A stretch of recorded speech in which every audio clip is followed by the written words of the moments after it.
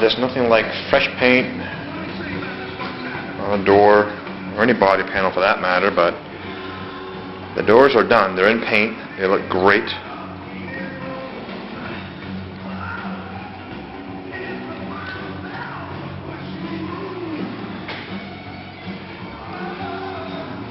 And the rear doors are done.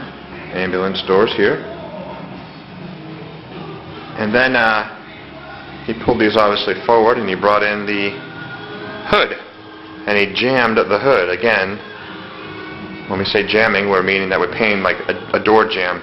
An area that you normally wouldn't see. It wouldn't be a big aesthetic piece like the outside of a panel that you see. A quarter panel, front fender. We painted the underneath side of the hood. And obviously the jamb right here.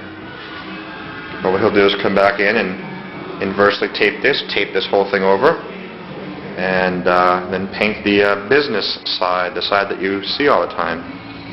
But right now the inside of the hood is painted, looks great.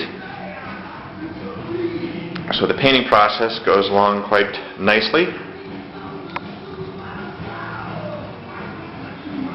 And I do believe he'll probably paint this and the sides of the hardtop here very soon.